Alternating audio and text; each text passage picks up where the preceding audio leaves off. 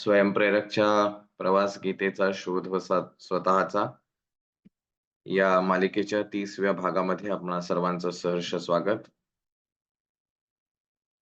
अध्याय क्रमांक 3 सध्या सुरू आहे. श्लोक क्रमांक 4 ते 6 हे आपण अभ्यासतो आहोत. सागरिया फाउंडेशन संचलित स्वयंप्रेरक स्कूल ऑफ इन्स्पिरेशन याचे आदर्श असलेले छत्रपती शिवाजी महाराज आणि स्वामी विवेकानंद यांच्या स्मृतींना वंदन करूया. संस्थेचं ब्रीदवाक्य असलेले all power is with in you, you can do anything and everything. सर्व शक्ती ही तुझ्यामध्ये सामावलेली आहे, तू काहीही आणि सर्व काही करू शकतो. या स्वामी विवेकानंदांचं प्रेरणादायी वाक्य. भगवंताचं स्मरण करूया. वसुदेव सुतं देवं कंसचाणूरमर्दनं देवकी परमानंदं कृष्णं वंदे जगद्गुरुम्. ओम श्री परमात्मने नमः. मागील भागामध्ये आपण पाहिलं की भगवान श्रीकृष्णाला किंवा भगवंताला अर्जुन असा प्रश्न विचारतो की तू मला नेमकं एक काहीतरी करायला सांग. एक तर तू ज्ञानयोग हा महत्वाचा आहे आणि तोच आयुष्याचा अंतिम आहे असंही म्हणतोस, आणि वरून परत मला हे घनघोर युद्ध करण्यास सुद्धा प्रेरित करतोस. तर मग मी कर्म करावं की संन्यास घ्यावा किंवा ज्ञान संपादन करावं, हे नेमकं मला तू सांगावंस, अशी विनंती किंवा प्रार्थना किंवा थोडस आपण म्हणूया अधिकारानं हक्काने त्यांनी मागणी केली आहे की नेमकं एकच मला काय ते सांग, दोन दोन कन्फ्युजन माझ्या मनामध्ये निर्माण करू नकोस. क्लिअरिटी हवी आहे अर्जुनाला की एकतर तू युद्ध कर म्हणलास तर मी युद्ध करेन, तू जर म्हणलास ज्ञान मिळवायचं आहे तर मी ज्ञान मिळवण्यासाठी पण जे काही आवश्यक असेल ते सगळं करण्यासाठी तयार आहे, पण तू मला नेमकं एकदा काय ते सांग. तर भगवंत मागील श्लोकांपासून 3ऱ्या श्लोकापासून उत्तर देण्यास सुरुवात झालाय आणि मग आता पुढच्या श्लोकाकडे वळूया. न कर्मणाम न कर्मणामनारंभ नैष्कर्यं नैष्कर्म्य पुरुषोत्थते न च संन्यसनादेव सिद्धिं समधिगच्छति.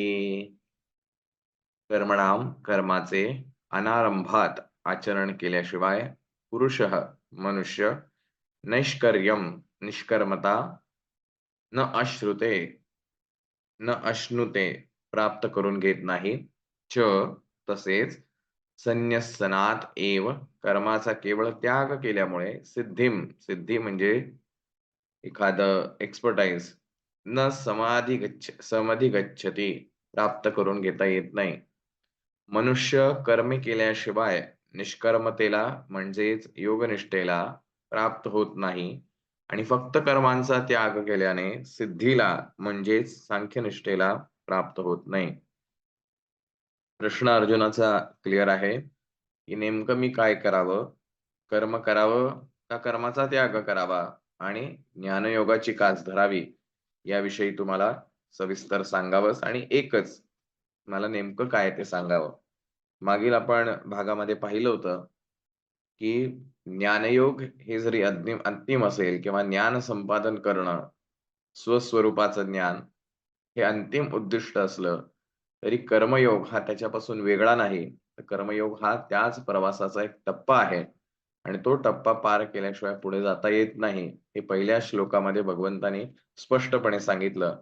मग आता त्याचं विस्तारीकरण जे आहे, त्याचं स्पष्टीकरण जे आहे, तर ते भगवंत इथं देण्याचा प्रयत्न करतोय.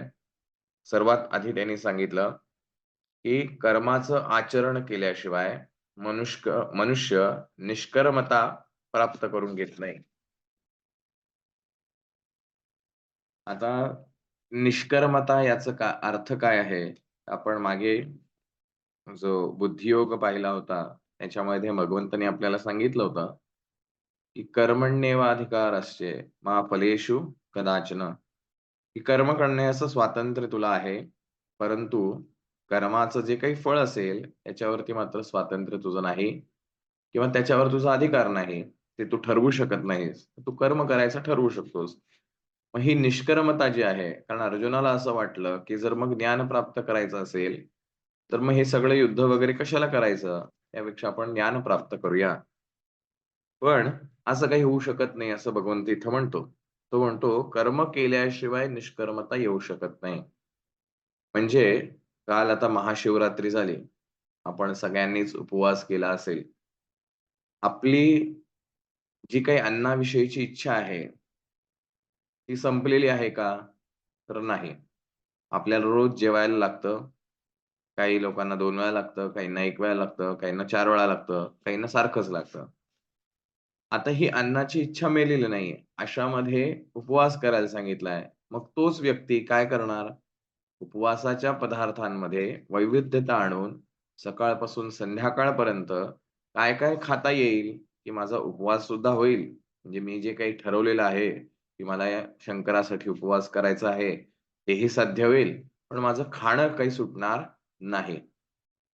म्हणजे उपवास करून काही उपयोग झाला का? तर काहीच नाही झाला. कारण उपवासाचा मुळात हेतू काय असतो हे आपल्या सगळ्यांना परिचित आहे. परंतु अन्नाविषयीची इच्छा किंवा अन्नाची जी गरज आहे, ती गरज काही संपलेली नाही. कारण माणूस आहे, जगायला अन्न लागतं, जगायला ताकद लागते आणि ताकद हवी असेल तर अन्न खावं लागणार आहे. पण मग हे अन्न किती प्रमाणात खावं? हे प्रत्येकाचं स्वतंत्र गणित आहे. काही लोकं म्हणतील, आम्ही निरंकार सुद्धा उपवास व्यवस्थित करू शकतो. काही जण म्हणतील, नाही आम्हाला थोडी तरी फळं खावी लागतात. आणि काही एकादशी दुप्पट खाशी कॅटेगरीतले. मग अशा व्यक्तींनी जरी उपवास करायचं ठरवलं, तरी सुद्धा काहीही उपयोग होणार नाही. मग भगवंत असं म्हणतोय, की जर तुम्ही ते कर्म केलंच नाही, तर त्याच्यापासून तुम्ही त्याग त्याचा कसा करू शकणार आहे? त्याच्यापासून अलिप्त कसं होणार आहे? कारण मनामध्ये ती इच्छा तर तशीच राहणार आहे, जी अतृप्त असेल. जसं उपवास आहे, पण छानसा एखाद्या पदार्थाचा वास येतोय, जो उपवासाला चालत नाही. इच्छा खूप आहे खायची, परंतु खावलं जात नाही, कारण उपवास आहे. मन तयार होत नाही ते खाण्यासाठी, कारण मग आपला निश्चय तुटेल. पण इच्छा होतीये का तो पदार्थ खाण्याची? येस, 100% इच्छा होतीये. म्हणजे जरी तो शरीराने उपवास घडत असला, तरी मनाने काही उपवास घडत नाहीये. मग हे जे निष्कर्मता करण्याचा प्रयत्न जो काही झालेला आहे, की मी आज काही म्हणजे आज मी उपवास करणार आहे. ही निष्कर्मता करण्याचा प्रयत्न केला, की रोजच्या जे काही मी जेवण करतो, ते जेवण मी करणार नाहीये. पण हे करणार नाही, पण दुसरं तर करणारच आहे. मग दुसरं भरपूर करणार आहे. मग पुढे भगवंत असं म्हणतो, "न च संन्यसनादेव सिद्धीं समधिगच्छति." संन्यसनादेव म्हणजे काय? की उपवासाचं आपण बघितलं, की कर्मांचा त्याग केल्याने सिद्धीला किंवा त्या गोष्टीमध्ये एक्सपर्टाइज काही मिळवता येत नाही, की मला खायचं नाही, मला खायचं नाही, असं म्हणून काही आपण खात नाही अशातला भाग नाही. उपवासाला भरपूर खातो. पण एखाद्या व्यक्तीची भगवंतावर खरंच खूप श्रद्धा आहे किंवा फिजिकली सुद्धा तो म्हणला, की "नाही ठीक आहे, काही हरकत नाही. मला काही खाल्लं नाही म्हणून काही फरक पडत नाही. माझं डोकं गरगरत नाही, मला चक्कर येत नाही, मला आणखीन काही त्रास होत नाही, काहीच होत नाही. मला इच्छा सुद्धा होत नाही. नाही खायचं ना आज ठीक आहे, हरकत नाही." हा दोघांमधला जो फरक आहे, की त्याची आतूनच इच्छा नसते ती गोष्ट करण्यामध्ये. मग तुम्ही त्या व्यक्तीसमोर कितीही गोष्टींचे पदार्थ आणा, कितीही काही अ, छान-छान सुगंधित वास आणा, पण तरीसुद्धा त्याला काही खायची इच्छा होत नाही. कारण त्याच्या आतून ती गोष्ट जी आहे ती गळून पडलेली आहे. खाण्यामधली जी इच्छा आहे, त्या दिवशीपुरता किंवा त्या दिवसापुरतीची इच्छा जी आहे ती गळून पडली आहे. असा व्यक्ती जो आहे, त्यांनी कर्म करून सुद्धा म्हणजे त्यांनी काय कर्म केलंय? उपवास करण्याचं कर्म केलंय. तो उपवास करण्याचं कर्म करून सुद्धा सुखी आहे. परंतु ज्याने असं ठरवलंय उपवास करायचा, परंतु तो दिवसभर भरपूर खातोय. तो दाखवायला तर निष्कर्म होतोय, की मी आज काही रोजच्या प्रमाणे जेवण करत नाहीये. परंतु इतकं खातो आहे, की त्या पुन्हा ते खाण्याचंच कर्म करतोय. म्हणजे खाण्याच्या कर्मातली किंवा खाण्यामधला जो इंटरेस्ट आहे, तो कमी व्हावा किंवा मर्यादित राहावा, अशी इच्छा ठेवून खरं तर उपवासाची कन्सेप्ट आहे. पण त्यालाच फाटा देऊन आपण बऱ्याचदा अनेक वेळेला खूप खातो. मग आता भगवंत म्हणतो, की "ठीक आहे ना, तुला खायचंय ना, तू खा ना, काही प्रॉब्लेम नाहीये." खाण्याबद्दल त्याचं काहीही दुमत नाहीये. पण मग तू निष्कर्मतेचा आव आणू नकोस, कारण तुला असं वाटतंय, की मी असा उपवास केल्याने मला देव प्रसन्न होईल. तर असं नाही होणार आहे. तू दोन्ही मिक्स करून एखादी गोष्ट करण्याचा प्रयत्न करू नकोस. ज्ञानेश्वर माऊली याच्यावरती फार सुंदर दृष्टांत देतात बघा. आपण पहिल्यापासून बघितलं, की भगवद्गीता हा सिद्धांत आहे आणि ज्ञानेश्वरी ते सिद्धांत समजावून सांगण्यासाठीचे दृष्टांत आहेत. एक्झाम्पल देऊन माऊली आपल्याला ती गोष्ट समजावून सांगतात, की नेमकं भगवंताला याच्यामध्ये काय म्हणायचंय. माऊली असं म्हणतात, की "प्राप्त कर्म सांडिजे, येतुलोन एक नैष्कर्म्य होईजे, हे अर्जुना वाया बोलिजे मूर्खपणे. सांगे पैल तिरा जावे, ऐसे व्यसन का दे जे थपावे, तेथ नावे ते त्यजावे, घडे खेवे." की जर नदीला पूर आलेला आहे आणि तुम्हाला नदीच्या पहिल्या तीराला पोहोचायचंय आणि तुम्ही म्हणलात, की "नाही, नाही, मी नाव घेणार नाही. मी होडी जी आहे, त्या होडीमध्ये बसणार नाही. पण मला पहिल्या तीराला जायचंय." तर हे मूर्खपणासारखं नाही का? राइट आहे. त्याच्यावर माऊली काय म्हणतायत, की की प्राप्त कर्म सांडिजे. प्राप्त कर्म म्हणजे आपल्या वाट्याला आलेलं कर्म. आपल्या वाट्याला जे काही कर्म आलं असेल, अभ्यास करणं असेल, प्रपंच करणं असो, नोकरी करणं असो, आणखीन जे काही असेल, जे काही आपल्या वाट्याला कर्म आलेलं आहे, ते प्राप्त कर्म सांडिजे, येतुलोनी नैष्कर्म्य होईजे, हे अर्जुना वाया बोलिजे मूर्खपणे. जे माझ्या वाटेला आलेलं कर्म आहे, ते सोडून द्यायचं आणि म्हणायचं मला निष्कर्म्य करायचं आहे. मी निष्काम कर्म करणार आहे आणि काहीच करायचं नाही काम. हे असं बोलणं म्हणजे मूर्खपणाचं नाहीये का? नदीला आलेला पूर ओलांडायचा तर आहे, पण होडीमध्ये बसायचं नाही. मग काय उपयोग आहे त्या बोलण्याचा? सो ते फक्त पोकळ बडबड आहे. मग पुढे असं माऊली म्हणतात, "ना तरी तृप्ती इच्छिजे, तरी कैसेनी पाकू न कीजे, ही सिद्धूही न सेविजे, केवी सांगे." किती सुंदरपणे माऊलींनी दृष्टांत देऊन आपल्याला ही गोष्ट समजावून सांगितली आहे. माऊली असं म्हणतात, की भूक लागली असताना असं म्हणायचं, की "नाही, नाही, मी निष्काम कर्म करणार आहे. मी काही स्वयंपाक करायला जाणार नाही." भूक तर प्रचंड लागली. खायची तर इच्छा भरपूर आहे. पण मी नाही स्वयंपाक करणार. मग भूक कशी भागेल? नाही भागणार. म्हणजे मग भुकेने तळमळत राहायचं, पण म्हणायचं मी निष्काम कर्म करतोय. ठीक आहे. भूक लागली असताना स्वयंपाक का करू नये किंवा तयार असलेल्या अन्नाचं सेवन हा एक मार्ग असताना ते का करू नये? कर्माचा त्याग करायचा म्हणजे नेमकं काय करायचं? निष्कर्म्य किंवा निष्काम कर्म करायचं म्हणजे नेमकं काय करायचं? ही कन्सेप्ट समजून घेणं गरजेचं आहे. की माझ्या वाट्याला जे काही कर्म आलेलं आहे, ह्या कर्मामधली माझी जी इच्छा आहे, ती जोपर्यंत गळून पडणार नाही, तोपर्यंत ते कितीही कर्म मी टाकून देण्याचा किंवा टाळण्याचा शब्द योग्य ठरेल. की नाही, नाही, मी ते काही तुमचं प्रपंचातल्या गोष्टी करणार नाही बाबा. का नाही बाबा? नाही, मी देवाचं करतो ना, त्यामुळे मी करत नाही. आता हे वरून दाखवतोय, पण मनामध्ये काय आहे? बघा हा कसा बोलतोय, हे कसं करतायत, ते कसं करतायत. हे मनामध्ये चालू आहे. मग हा जो दिखावा आहे, तो कशासाठी करायचा? म्हणजे भूक तर लागलेली आहे, बोलायचं तर आहेच आहे, पण सगळं मनात. बऱ्याचदा आपल्या विद्यार्थ्यांमध्ये पण अशा बऱ्याच व्यक्ती असतात, जे वरून असे सज्जनपणाचे आव्हानात असतात, पण आतून त्यांच्या बऱ्याच गोष्टी चालू असतात. वेगवेगळ्या प्रकारे मनातनं शिवी पण देतील, पण तोंडावर कधीच येऊन देणार नाहीत. पण मनात आहे. मग असं निष्कामता ही फक्त दिखाऊपणाची नाही काय? पुढे आणखीन एक दृष्टांत माऊली देतात.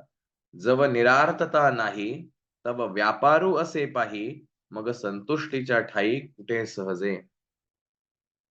की जोपर्यंत ही इच्छा, आकांक्षा नष्ट होत नाही, तोपर्यंत कर्म करावीच लागतात असं समज. पण एकदा का आत्मतृप्ती झाली, की मग आपोआप जी होते ती कर्म निष्पत्ती. येस. जसं मागे आपण एक उदाहरण अनेकदा पाहिलेलं आहे, की एखाद्या व्यक्तीचं पोट भरलं असेल तर त्याला तुम्ही त्याच्या आवडीचा कितीही पदार्थ समोर ठेवा, तरी सुद्धा त्याची ती खायची इच्छा होत नाही आणि तो फक्त तोंडावर नाही म्हणतोय का, तर नाही, त्याला इच्छाच नसते. तुम्ही त्याच्यासमोर खा, काही त्याला अडचण नसते. कारण त्याचं पोट भरलेलं आहे. पण ज्याचं पोट रिकामं आहे, पण तो म्हणतो, "नाही, नाही, आज उपवास आहे." पण त्याच्यासमोर जर त्याच्या आवडीचा पदार्थ जात असेल, तर मग तो म्हणतो, "अरे, माझा उपवास आहे रे, नाहीतर मला तुला खावंसं वाटतंय की बास." म्हणजे वरून दाखवणं आहे, की मी निष्काम कर्म करतोय. मी काही याच्यामध्ये अडकलेलो नाही. पण आतून मात्र सगळ्या प्रकारच्या गोष्टी चालू आहेत.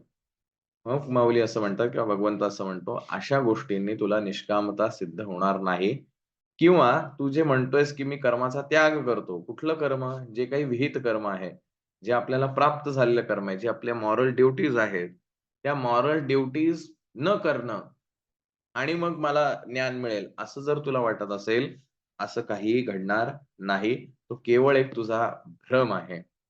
म्हणून शेवटचं वाक्य लिहिलंय, "न च संन्यस्तनादेव सिद्धीं समधिगच्छति." की फक्त कर्माचा त्याग केल्याने सिद्धी प्राप्त होत नाही. सिद्धी मीन्स एक्सपर्टाइज. की मी कर्मच करणार नाही. आता हे कर्म करणार नाही असं म्हणणं सुद्धा एक कर्मच आहे. म्हणजे मी प्रवास करणार नाही. म्हणजे प्रवास न करण्याचं सुद्धा एक कर्मच घडत आहे. श्वास घेणार नाही असं म्हटलं, तर श्वास न घेण्याचा निर्णय सुद्धा एक कर्मच आहे. पण ते जसं आपण महामृत्युंजय मंत्र सुद्धा म्हणतो, त्याच्यामध्ये सुद्धा हे स्पष्टीकरण दिलंय, की जसं काकडीचा जो वेल असतो, त्या काकडीचा वेल किंवा कोणतंही फळ झाडाला लागल्यानंतर ते ज्यावेळेला आतून पिकलं जातं, त्यावेळेला तुम्ही नुसतं त्याच्या देठाला हात जरी लावला किंवा त्या फळाला जरी हात लावला, तर ते आपसूक गळून पडतं. त्यासाठी तुम्हाला कष्ट करावे लागत नाहीत, ओरबाडावं लागत नाही किंवा मेहनती किंवा कुठलं शस्त्र लावावं लागत नाही. पण ते जर कच्चं असेल, आतून अजून पिकायचं असेल, तर मात्र आपल्याला ते मेहनतीनं काढावं लागतं. तसं फक्त वरून कर्माचा त्याग केल्याने तुला कुठलीही गोष्ट सिद्ध होणार नाही किंवा प्राप्त होणार नाही. तुला त्यासाठी आत्मतृप्तीची आवश्यकता आहे. म्हणजे इंटरनल जो पीस आहे, इंटरनल सॅटिस्फॅक्शन जे आहे, ते इंटरनल सॅटिस्फॅक्शन जोपर्यंत होत नाही, तोपर्यंत त्या गोष्टीपासून तुम्ही डिटॅच होणार नाही. तुम्हाला जे करायचंय ते करा, परंतु त्यातली अटॅचमेंट जी आहे, ती अटॅचमेंट जोपर्यंत तुमची आहे, तोपर्यंत तुम्ही त्याच्यामध्ये अडकून राहणार आहात.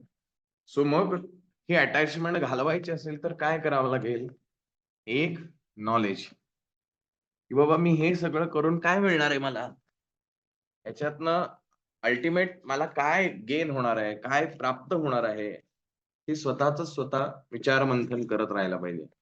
या विचार-मंथनातून कदाचित काही गोष्टी तुम्हाला जाणवेल, की बाबा मी जर जास्ती गोड खाल्लं, तर मला त्रास होऊ शकतो. तो त्रास जर झाला, तर अशा प्रकारची वेदना मला होऊ शकते. मग ही वेदना मला असह्य होणार आहे. मग सोपं काय आहे? मग मी आत्तापासून गोड खाणं बंद करतो. किंवा आणखीन काही कुठलंही उदाहरण घेतलं तरी. तर हे काय झालं, तुम्ही विचारातून त्या गोष्टीचं ज्ञान प्राप्त केलं, की हे केल्याने काय होऊ शकतं आणि मग त्या गोड खाण्यामधली इच्छा जी आहे ती तुमची गेली. आता तुम्हाला कोणी जरी गोड खायला म्हटलं, तर तुम्हाला ते ज्ञान असल्यामुळे तुम्ही त्याच्यावर विचार-मंथन केलं असल्यामुळे, जरी गोड छान असलं, तरी तुमची ती गोड खाण्याची इच्छा होत नाही. म्हणजे once you get the knowledge, तुम्ही ऑटोमॅटिकली त्या गोष्टीपासून डिटॅच होता. त्यासाठी वेगळं काहीही करायची आवश्यकता नाही. आज मी खूप एन्जॉयमेंट करतोय. माझ्याकडे आलेला पैसा खूप उधळतोय. सगळं करतोय. गाडी, बंगला, अजून काय-काय गोष्टी सगळं करतोय. करावं का ते? ऑफकोर्स करावं. काहीच म्हणणं नाही. पण मग कधीतरी एकदा विचार-मंथनही करावं, की हे सगळं करून मला काय मिळणार आहे? ह्यातनं गेन काय होणार आहे? आणि असं करता-करता मग ठीक आहे ना, माझ्याकडे जी गाडी आहे ती मला खुश ठेवतीये, पण दुसऱ्याकडे का ती भारी गाडी आहे? मग मला पण तीच हवी आहे. हा जो मनातला मत्सर आहे, द्वेष आहे किंवा ही जी महत्त्वाकांक्षा वाढत जाते, की मला आणखीन पाहिजे, आणखीन पाहिजे. ही आकांक्षा जी आहे ती आपोआप शांत होते. जसं चूल जर पेटवली असेल, तर आता स्वयंपाक करून झालेला आहे. आता चूल शांत करायची आहे. तर काय करावं लागेल? त्याच्यावरती पाणी मारावं लागेल किंवा त्यातली जी काही कोळसा, दगड, लाकडं जी काही टाकली असतील, ते एक-एक, एक-एक करत कमी करायला पाहिजे. हे केल्याने काय होणार आहे? चूल आपोआप शांत होणार आहे. मला त्यासाठी वेगळं काही करायची आवश्यकता नाही. पण चूल कधी शांत होईल, चूल कधी शांत होईल, चूल कधी शांत होईल, असं मी जर फक्त विचार करत बसलो किंवा मला चूल शांत करायची आहे, पण मी लाकडं काही कमी करणार नाही. मी त्याच्यावर काही पाणी मारणार नाही. पण मला चूल शांत करायची आहे. असं म्हणणं म्हणजे मूर्खपणाचं आहे. मला निष्काम कर्म करायचं आहे. परंतु माझी इच्छा त्याच्यातली अजून गळून पडत नाही. मग माझ्याकडनं हे निष्काम कर्म कसं होणार? त्यामुळे जे काही विहित कर्म आहे, ते करतच राहावं लागणार आहे. त्याचा त्याग करून काहीही प्राप्त होणार नाही. त्यामुळे तू इथून उठून युद्ध न करता जरी कुठेतरी हिमालयात जाऊन बसलास आणि तुला असं वाटलं, की आता हिमालयात गेल्यामुळं आता माझा कुठल्या कर्माचा दोष मला लागणार नाही, असं जर तुला वाटत असेल, तर तसं काही प्राप्त होऊ शकत नाही. मग काय करायला पाहिजे, तर तू तुझं कर्म कर. कर्म करता-करता त्यातली आसक्ती जी आहे, अटॅचमेंट जी आहे, ती तुझी बाजूला पडली पाहिजे. मग आपसूक तुझ्याकडनं जे कर्म केलं जाणार आहे, ते निष्काम आहे. अगदी सोपं उदाहरण. आपण प्रत्येक जण श्वास घेतो आणि त्याच्यामुळे जगतो. का श्वास घेतो? जगण्यासाठी. गरजेचं आहे का? हो, गरजेचं आहे. मग आता हा जर गरजेचा आहे, तर घेतलाच पाहिजे. मी जर श्वास घेतला नाही, पण मग मी म्हणलं, की मला नाही, नाही, मला हे असं-असं साध्य करायचं आहे, पण मी श्वास घेणार नाही. मग कसं साध्य होईल, जे मला साध्य करायचंय? कारण मी जगलोच नाही, तर काय साध्य होणार आहे? काहीच नाही साध्य होणार. म्हणजे मला जर जगायचं असेल, तर मला श्वास घेतलाच पाहिजे. म्हणजे एक प्रकारचं हे श्वास घेणं सुद्धा निष्काम कर्मच आहे. आणि श्वास हा परमेश्वरासमान आहे, असंही म्हटलं जातं. अनेक गोष्टी आहेत त्याच्यामध्ये फार खोलात आता जायला नको. आज थोडासा वेळही कमी आहे आणि विचारही मांडायचे आहेत. तर हे निष्काम कर्म म्हणजे कर्माचा त्याग केल्यामुळे मी हे करणारच नाही, असं म्हटल्याने काही घडत नाही. त्यातली आसक्ती जी आहे, ती आसक्ती जोपर्यंत आहे, तोपर्यंत तुम्ही कर्म करा अथवा कर्म करू नका. दोन्हीचं फळ एकच मिळणार आहे. सो त्यापेक्षा चांगलं काय असेल, तर मग पुढच्या श्लोकाकडे भगवंत आपल्याला नेतो आणि त्याचं उत्तर देण्याचा प्रयत्न करतो. "नहि कश्चित् क्षणमपि जातो तिष्ठत् कर्मकृत् कार्यते ह्यवशः कर्म सर्वप्रकृतिचैर्गुणैः."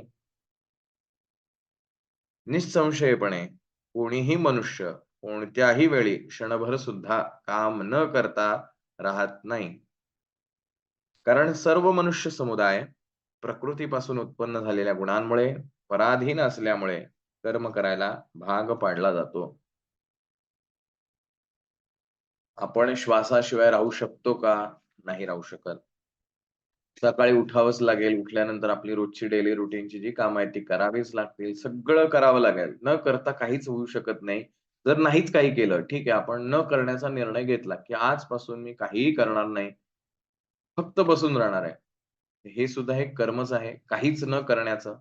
मग आता काहीच न करण्याचं मी जर कर्म केलं, तर कर्मण्येवाधिकारस्य मा फलेषु कदाचन. काहीच न करण्याचं मी कर्म केलेलं आहे, तर मला काहीच मिळणार नाही, हे त्याचं फळही ठरलेलं आहे. म्हणजे मी काहीच न करण्याचं कर्म केल्यामुळे होणारा त्रास हा माझा मला सहन करावा लागणार आहे. कारण काहीच न करण्याचं कर्म मीच केलेलं आहे. म्हणजे जरी आपल्याला असं वाटलं, की मी कर्माचा त्याग करून सुखी होईल, तर कर्माचा त्याग करण्याची जी काही कृती आहे, ती पण एक कर्मच आहे. सो डिटॅचमेंट होणं आणि अ, ते कर्म न करण्यासाठीच प्रवृत्त होणं, ह्या 2 वेगवेगळ्या गोष्टी आहेत. म्हणून भगवंत असं म्हणतो, की कर्म न करता कोणीही राहू शकत नाही. मी सुद्धा राहू शकत नाही. भगवंत स्वतः हे अर्जुनाला पुढे सांगणार आहे, की मला सुद्धा कर्माशिवाय राहणं अशक्य आहे. कारण ही सृष्टी, ह्याचं नियमन हे सगळं मीच जर सांगितलं असेल, तर मी तरी कर्माशिवाय कसं राहू शकतो? त्यामुळे मला हे कर्म करावीच लागतात. आणि जर मी कर्म करत असेल, तर तुम्हाला तर कर्म करावंच लागेल. विचार करा, भगवंतांनी स्वतः जर असं म्हटलं असेल, की तुम्ही कर्म करा, पण मी काही कर्म करणार नाही. मला काही करायची गरज नाहीये. असं जर भगवंतांनी इथे सांगितलं असतं, ऑफकोर्स त्याला फॉलो करणारे म्हणले असते, जर देवच स्वतः देव कर्म करत नाही, मी कशाला काम करू? म्हणून देवाला तर काम करावंच लागणार आहे. कारण त्यालाच लोकं फॉलो करतात, त्याच्यावर श्रद्धा ठेवतात. तो जसं वागेल तसं जीवनामध्ये उतरवण्याचा प्रयत्न करतात. म्हणजे देवाला कर्माशिवाय राहणं अशक्य आहे. मग देव काय कर्म करतो, हे यथावकाश पुढे आपल्याला कळेल. पण हे जे कर्म आहे, हे कशावर डिपेंड आहे? तर भगवंतांनी त्याचं उत्तर दिलंय, कर्म सर्व प्रकृतीर गुणेही. प्रकृतीचे जे गुण आहेत, सत्व, रज आणि तम, या 3 गुणांमध्ये बांधील आहोत आणि त्या बंधनातूनच कर्म घडतं. कधी राग येतो, कधी चिडचिड होते, कधी एखाद्याला इरिटेट केलं जातं, एखाद्याला जवळ केलं जातं. ज्या काही गोष्टी घडतायत, ह्या सगळ्या आपल्या गुणांच्या अधीन आहे. माझ्याकडनं असं का होतंय? मला हे करायचं नाहीये, पण तरी सुद्धा होतंय. याचाच अर्थ आपलं इनबिल्ट सॉफ्टवेअर गडबडलेलं आहे. आपल्याकडनं जे काही कर्म केलं जातंय, तो फक्त एक आउटपुटचा पार्ट आहे. तो डिस्प्ले आहे. पण त्या डिस्प्लेवरती येण्यासाठी मागे प्रोसेसिंग भरपूर होतीये. मग ती प्रोसेसिंग जोपर्यंत बदलत नाही, तोपर्यंत डिस्प्लेवरचं बदलणार नाही. जोपर्यंत माझे हे 3 गुणांचं कॉम्बिनेशन जे काही आहे, ते जोपर्यंत बदलणार नाही, तोपर्यंत माझ्याकडनं घडणारी ॲक्शन बदलणार नाही.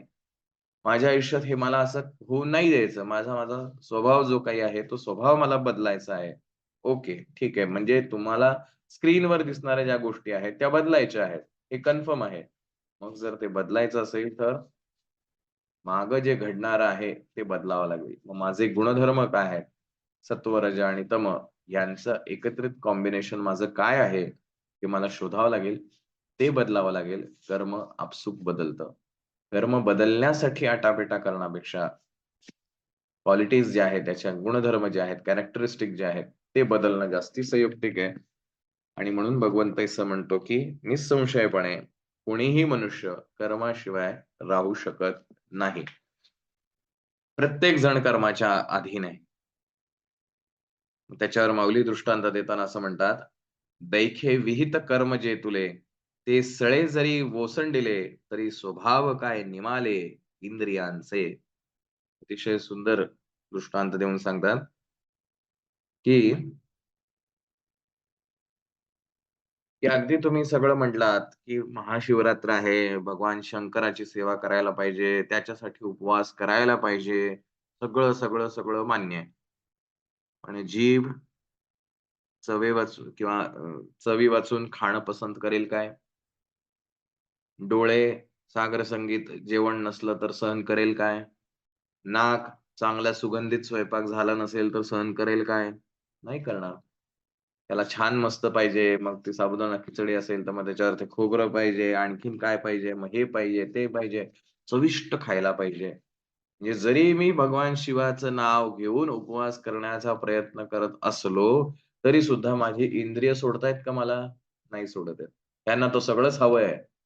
मग पुढे त्याच्यावर माऊली असं म्हणतायत, "सांगे श्रवणी ऐकावे ठेले, की नेत्रेची तेज गेले, हे नासारंध्रे बुजाले, परिमळू नेघे." की कान ऐकण्याचं नाकारणार आहेत का? की माझ्या कानावर की आता मला निष्काम कर्म करायचं आहे. माझ्या कानावर काही पडून देणार नाही मी. काही कानांनी ऐकायचं नाही मला. असं कान म्हणू शकतील का? नाही म्हणू शकणार. कारण कानाचा धर्म आहे किंवा कानाचं कर्म आहे ते. कानावर जे काही व्हायब्रेशन्स येतील, ते कानाने ऐकावेच लागणार आहेत. मग पुढे माऊली म्हणताय, की "नेत्रीची तेज गेले." की मग डोळ्यांनी बघणं बंद होणार आहे का? तर नाही होणार आहे बंद. किंवा हे नासारंध्रे बुजाले परिमळू. नाकाने सुगंध घेण्याचं बंद होणार आहे का? नाही होणार. कारण इंद्रियांचे स्वभाव आहेत. हे जोपर्यंत संपणार नाही, तोपर्यंत कर्म करणार नाही, ह्या म्हणण्याला काही अर्थ नाही. ना तरी प्राणापान गती, की निर्विकल्प झाली मती, की श्रुधा तृषादी आरती कुंटलिया. अतिशय सुंदर पुन्हा माऊली आपल्याला सांगतात, की जोपर्यंत हे आपलं जीवन चालू राहणार आहे, श्वास चालू राहणार आहे, जीवन चालू राहणार आहे, तोपर्यंत ही ज्ञानेंद्रिय कर्म करतच राहणार आहेत. तोपर्यंत या डोळ्यांनी बघावंच लागणार आहे. गांधारीसारखं नाही करता येणार, की नाही, नाही मी डोळ्यांनी बघणार नाही, कानांनी ऐकणार नाही. का? मला निष्काम कर्म करायचं. असं नाही होऊ शकत आहे. मग बेटर वे जर हे सगळं होणारच असेल, तर मग ह्या 5ही इंद्रियांच्याद्वारे असं कर्म का करू नये, की ज्यामुळे माझी कर्मातली आसक्ती जी आहे, अटॅचमेंट जी आहे, ती दूर होईल. तो ओशो जो होता, त्या ओशोनी याच्यामागे एक कन्सेप्ट सांगितली. तुम्हाला डिटॅच व्हायचं आहे ना, तर 2 पर्याय आहेत. तुम्हाला कुठला पाहिजे पर्याय तुम्ही निवडा. तो ओशो असं म्हणला, "एक जी गोष्ट तुम्हाला नको आहे जीवनामध्ये, एखादी आसक्ती आहे कुठली, तर ती तुम्हाला नको आहे. तर तुम्ही इतका तिचा उपभोग घ्या, की त्यातली इच्छाच मेली पाहिजे. म्हणजे उदाहरणादाखल, की मला पोहे खायचे नाहीयेत. बंद करायचेत पोहे, पण ते समोर आले, की मला खावेसेच वाटतात. असं जर असेल, तर इतके पोहे का, इतके पोहे का, सकाळ, दुपार, संध्याकाळ, रात्र जेव्हा दिसेल तेव्हा फक्त पोहे, पोहे, पोहे, की ज्याच्याने तुम्हाला पोहे खाण्याचा कंटाळा आला पाहिजे. आणि मग आता तुमच्या समोर कोणीही कधीही पोहे आणू दे, नको मला पोहे. मी एक वेळ उपाशी राहणं पसंत करेल, पण मला पोहे नको. इतकी त्याच्यातली आसक्ती निघून गेली पाहिजे. एक हा पर्याय, की त्या इच्छेचा इतका उपभोग घ्या, की ती इच्छाच मेली पाहिजे. किंवा दुसरा पर्याय, तुम्ही ज्ञान संपादन करा, की अरे ते पोहे खाल्ल्याने ॲसिडिटी होतेय. पोहे खाल्ल्याने असं-असं होतंय. मला त्याचा त्रास सहन करावा लागतोय आणि हा त्रास जर मला होऊन द्यायचा नसेल, तर मी पोहे खाणार नाही. मार्ग तुम्हाला निवडायचा आहे. ज्ञानाने ती गोष्ट त्याच्यापासून अलिप्त व्हा किंवा त्या इच्छांचा इतका उपभोग घ्या, त्यातनं परावृत्त होता येईल. पण गंमत अशी होते, म्हणजे याच कारणामुळे ओशोला मारण्याचं कारस्थान झालं. त्याने आणखीन त्याच्यात बऱ्याच गोष्टी सांगितल्या. पण इच्छांचा उपभोग घ्यायला गेलं, की ती इच्छा आणखीन वाढत जाते. चुलीमध्ये चुलीची लाकडं किंवा चूल जी आहे ती विझवायची म्हणून आणखीन खूप लाकडं एकदम भस्कन टाकले, तर चूल पेटतच जाते. शांत होतच नाही. म्हणजे इच्छा संपवायची म्हणून इच्छा आणखीन तृप्त करण्याच्या मागे लागलो, तर एका इच्छेतनं दुसरी इच्छा. मग ते पोहे दिले आपल्याला, ठीक आहे पोहे खायचे आहेत, आता खूप खायचे आहेत. मग ते पोह्यावरती तुम्ही खोबरंच का नाही टाकलं? मग ते पोहे असे वातडच का झालेले आहेत? मग ते पोहे जरा छान खुसखुशीत व्हायला पाहिजे होते. आणखीन फ्लेवरचे पोहे मिळतील का? हे इच्छा अमर्यादित चालू राहणार आहेत. कधी तृप्तच होणार नाहीत. मग अशा इच्छांचा उपभोग घेऊन जर त्या तृप्तच होणार नसतील, मग त्यापेक्षा दुसरं चांगलं. ज्ञान मार्गाने त्या इच्छांचं मर्दन करा. त्यातनं अनासक्त व्हा. म्हणजे तुम्ही सुखी व्हाल. सो दुसरा मार्ग नेहमी बेटर आहे. म्हणून पुढे भगवंत असं म्हणतो, सर्व मनुष्य समुदाय प्रकृतीपासून उत्पन्न झालेल्या गुणांमुळे पराधीन आहे. माऊली त्याच्यावर असं म्हणतात, कर्म पराधीनपणे निपजतसे प्रकृती गुणे, येरी धरी मोकली अंतःकरणे वाहिजे वाया. देखे रथी आरुढिजे, मग निश्चळू बैसिजे, तरी चळू होऊ जे हिंडिजे परतंत्रा. का उचलिले वायू वशे, चळे शुष्क पत्र जैसे, ज्येष्ठ आकाशे परिभ्रमे. माऊलींचे दृष्टांत खरं तर इतके समर्पक आहेत, की त्या उदाहरणातनं आपल्याला एकदम चपखलरित्या समजतं, की नेमकं ह्यातनं काय म्हणायचंय.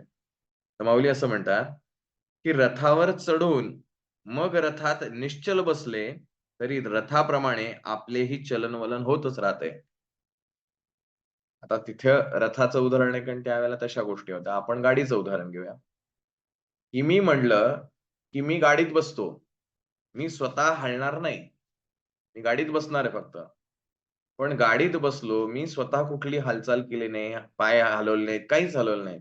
पण म्हणून असं होणार आहे का, की मी जिथं बसलोय तिथंच राहणार आहे? नाही. जशी गाडी पुढे जाईल, तसं मी सुद्धा पुढे-पुढेच जात राहणार आहे. मला वाटतंय, की मी काहीच हालचाल करत नाही. पण ॲक्चुअलमध्ये होतीये का? नाही. कारण मी आधीच गाडीत जाऊन बसलोय. सो रथामध्ये बसून म्हणायचं, की मी निश्चल आहे. मी कुठेही हालचाल करणार नाही. हे किती मूर्खपणाचं आहे. कारण रथासोबत आपली ही हालचाल होत राहणार आहे. वाऱ्याच्या माऱ्यात सापडलेले वाळलेले पान वाऱ्याच्या गतीनुसार वेगाने खालीवर भ्रमण करते. त्याचप्रमाणे कळलं का नाही उदाहरण? वाऱ्याच्या गतीमध्ये अडकलेलं एखादं वाळकं पान, ते पान असं म्हणेल, "मी कुठं काय केलंय? मी काहीच मेहनत घेत नाहीये." पण आता तो वारा जो आलाय, तो वाराच मला उडवतोय आणि जसा वारा वाहतोय तसं मी आपलं त्याच्यासोबत उडत चाललेलो आहे. तसंच ही जी प्रकृती आहे, जड प्रकृती, कर्मेंद्रिय, ज्ञानेंद्रिय, मनातल्या इच्छा, आकांक्षा हे सगळं जे आहे, हे सगळं त्या वाऱ्याप्रमाणे, त्या रथाप्रमाणे आहे. आणि आपण आत बसलेलो जो आहोत, त्या म्हणतो, "मी कुठं काय करतो? मी काहीच करत नाही." अरे पण हे सगळे जे करतायत त्याच्यामुळे तू तर करतोच आहेस ना. मग ह्या सगळ्यांना जोपर्यंत आवरलं जात नाही, तोपर्यंत तुझं आवरणं सुद्धा अशक्य आहे. तुला असं वाटतंय, की मी निष्काम कर्म करतोय. मी काहीच करत नाहीये. परंतु ह्या सगळ्यांमधनं तुझ्या हातून तेच घडतंय, जे तुला नकोय. म्हणून जर काही करायचं असेल, तर आधी या इंद्रियांची तृप्ती कर. या इंद्रियांची आसक्ती कमी कर. मगच तू निष्काम कर्म करू शकतोस. त्यामुळे तू जे युद्ध करायला आलेला आहेस, ते युद्ध करण्यामागे तुझा उद्देश नक्की आहे. एक मुळात तुझ्यावरती झालेल्या किंवा तुझ्या भावंडांवर, कुटुंबांवर झालेला अन्याय, प्रजेवरती होणारा अन्याय, तुझा क्षत्रियाचा धर्म, ह्या सगळ्या गोष्टी लक्षात घेऊन तू युद्धाला उभं राहिलेला आहेस. आता युद्धातनं जर तू बाजूला पडलास आणि म्हणलास, "मी कर्माचा त्याग करतो, मला युद्ध करायचंच नाही. मी आता ज्ञान संपादन करतो." जरी तू बाहेर जाऊन पडलास, तरी तुझ्या मनातलं हे जे राग आहे, की यांनी कसा आपल्याला त्रास दिला, मग त्यांच्याशी युद्ध केलं असतं तर बरं झालं असतं. असे जे सगळे विचार आहेत, हे विचार जाणार आहेत का? नाही जाणार आहेत. मग त्या विचारांप्रमाणे तू आपलं वाहत राहणार आहेस आणि जरी तुला शरीराने तू युद्धामध्ये सहभागी नसलास, तरी त्या रथाबरोबर, त्या रथात ज्या बसलेल्या आहेस मनाच्या, त्याच्यातून तू युद्धापासून अलिप्त होणारच नाहीयेस. मग उपयोग काय युद्धापासून पळ काढून? त्यापेक्षा सोपं काय आहे, युद्ध कर. तुला समाधान वाटेल, की ठीक आहे मी युद्ध केलं, झालं. जे काही व्हायचं असेल ते झालं.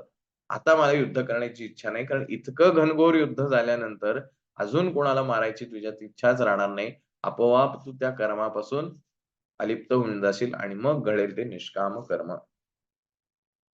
असं निष्कामता जी आहे ती उपभोगातून येईल किंवा ज्ञानातून येईल. पण केवळ दिखाऊपणा केल्याने काहीच उपयोग होणार नाही. तो केवळ दाखवण्यासाठी उपवास घडेल. प्रत्यक्षामध्ये ना पोटाला आराम आहे, ना तोंडाला आराम आहे, ना कुठल्याही इंद्रियाला आराम आहे. आज मग साबुदाणा वडाच करूया, आज मग त्या रताळ्याची भाजीच करूया. हे असंच वेगवेगळे मेनू आहेत. कारण मनातली इच्छा तशीच आहे. डोळ्यांवाचून होणाऱ्या इच्छा तशाच आहेत. चवीने, जिभेद्वारे होणाऱ्या इच्छा तशाच आहेत. पण फक्त म्हणायचं आम्ही शंकराचा उपवास करतो. हे भगवंताला सांगण्याचा किंवा त्याला नेमकं हे सांगायचं आहे. तू म्हणतोयस निष्काम, पण ह्या सगळ्या इंद्रियांच्या द्वारे तू तसाच राहतोयस. "म्हणोनी संगू जब प्रकृतीचा, तव त्यागू न घडे कर्माचा, ऐसियास ही करू म्हणती तयांचा, आग्रे होची पुरे." म्हणून जोपर्यंत या जड प्रकृतीशी संबंध आहे, जोपर्यंत या इंद्रियांशी आपला संबंध आहे, तोपर्यंत कर्माचा त्याग घडत नाही. म्हणून आम्ही कर्माचा त्याग करू, असं जे म्हणतोयस, त्या त्यागाचा आग्रह उपयोगाचा नाही. कारण रथात बसलोय, तर रथाप्रमाणे वागावंच लागेल. हे शरीर धारण केलंय, या शरीराचे जे काही विहित कर्म असतील ते करावेच लागणार आहेत. हे शरीर ज्या ठिकाणी जाईल त्याप्रमाणे तसं वागलंच पाहिजे. पण हे करत असताना त्यातली डिटॅचमेंट तीच तेवढी महत्त्वाची आहे आणि त्याचं उत्तर आपल्याला पुढील श्लोकांमधनं मिळणार आहे. थोडंसं आज इथेच थांबतो जास्ती वेळ न घेता. पण हा कर्मसन्न्यास योग जो आहे किंवा कर्मयोग जो आहे फार सुंदर आहे. आयुष्य कसं जगलं पाहिजे. कारण आपल्या प्रत्येकाची इच्छा असते, की मला आनंदी जगायचंय. हा आनंद मी शोधण्यासाठी पैसे कमवतो. हा आनंद शोधण्यासाठी मी माझ्या लोकांना अ, खुश ठेवण्याचा प्रयत्न करतो. हा आनंद शोधण्यासाठी मी विविध गोष्टी करतो. कधी देवाचं करतो, कधी समाजासाठी काहीतरी करतो, कधी आणखीन कोणासाठी करतो. सगळं जे काही आपण करतोय ते फक्त आनंदासाठी करतोय. पण तो आनंद खरंच आपल्याला मिळतोय का? हे मात्र आपल्याला शोधणं आवश्यक आहे. नाहीतर आनंदासाठी म्हणून सगळं करतोय, पण आनंद सोडून बाकी सगळं मिळत असेल, तर मात्र विचार करायला हवा आपली कृती नेमकी कोणत्या दिशेने चालू आहे. आणि हेच सांगण्याचा प्रयत्न आता ह्या 3ऱ्या अध्यायामध्ये होणार आहे, की नेमकं तू कोणाला फसवतोयस? तू स्वतःलाच फसवतोयस का इतरांना फसवतोयस? की मुळात तू संन्यास घेण्याचा किंवा त्या कर्माचा निष्काम कर्म करण्याचा जो काही आव आणतोयस, जो दाखवतोयस, की मी कर्मच करणार नाही. बघा आता मी सुधारलेलो आहे. आता हे मी करणार नाही. परंतु जर त्या रथामध्ये बसलेला असेल, जर त्या वावटळीमध्ये अडकला असेल, तर ते पान त्या वावटळीसोबत उडणार आहे. त्या रथामध्ये बसलेला तू त्या रथासोबत पुढे जाणार आहेस. मग कसं काय निष्काम कर्म घडेल? अशा प्रकारे या दृष्टांताच्या माध्यमातून हे सिद्धांत समजून घेण्याचा प्रयत्न करायचा आहे. आता हे करून बघा जीवनामध्ये. तुम्हाला तुमच्या आयुष्यामध्ये अशी कोणतीही एखादी गोष्ट असेल, मग ती एखादी वस्तू असेल, एखादा पदार्थ असेल, एखाद्या स्वभावाचा गुण असेल, कुठलीही, की मला हे म्युझिक ऐकायला खूप आवडतं, मला हा पदार्थ खायला खूप आवडतो, कुठलाही गोष्ट असेल आणि उद्यापासून तुम्ही ठरवा, की आता मी हे करणार नाही. मला हे नको आहे. तर अशा वेळेला खरंच ते त्याच्यातनं अलिप्तता आपली घडते का? हा विचार करा. आणि जर घडत नाहीये, तर का घडत नाहीये? कोण त्याला अडवतंय? आपला प्रकृती धर्म जो आहे, आपले जे इंडिव्हिज्युअल नेचर जे आहे, ते नेचर असं का आहे? याचा शोध आपल्याला घ्यायला हवा. अँड देन आफ्टर मग आपण जेव्हा म्हणतोय,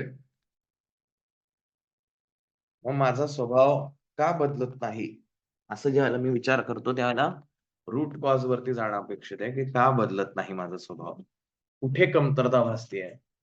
अशा कोणत्या इच्छा मनातल्या आहेत, की ज्या इच्छांमुळे ही गोष्ट बदलायची आहे मला, 100% बदलायची आहे. मी प्रयत्न सुद्धा करतोय, बट असं-असं होतंय. मग आपण ते बट वाला जो पार्ट आहे, तो नेहमी दुसऱ्यावरती खापर फोडण्याचा प्रयत्न करतो. ह्याच्यामुळे हे जमत नाही. ह्याच्यामुळे नाही, आपल्यातला फॉल्ट आहे. हा जोपर्यंत कळणार नाही, तोपर्यंत आपण फक्त म्हणतोय, की मला असं करायचंय किंवा मला हा स्वभाव बदलायचा आहे. मला हे खाणं बंद करायचं आहे. पण आपल्याला सगळ्यांना माहिती आहे, शुगर खायची नाही म्हणून शुगर फ्री खातात. का? साखरेची गोडी जी आहे त्याच्यातली जी अटॅचमेंट आहे ती गेलेली नाहीये. पण फक्त फिजिकली काही त्रास होऊ नये म्हणून मग शुगर फ्री खा. म्हणजे गोडवा तर तो लागलाच पाहिजे. जिभेची ज्या काही इच्छा आहेत त्या प्राप्त झाल्याच पाहिजेत. पण दिखावा असा आहे, की मी बिन साखरेचं खातो. सो ह्या इच्छा ज्या आहेत त्या अशाच आहेत. सुटता सुटत नाहीत. मग ते सोडवणं जर इतकं सोपंच असतं, तर सगळ्यांनाच ते प्राप्त झालं असतं. पण तसं होत नाही. आपल्या सगळ्यांना विदित आहे. म्हणून प्रयत्न करत राहायचा. एक ना एक दिवस नक्कीच यशस्वी हो.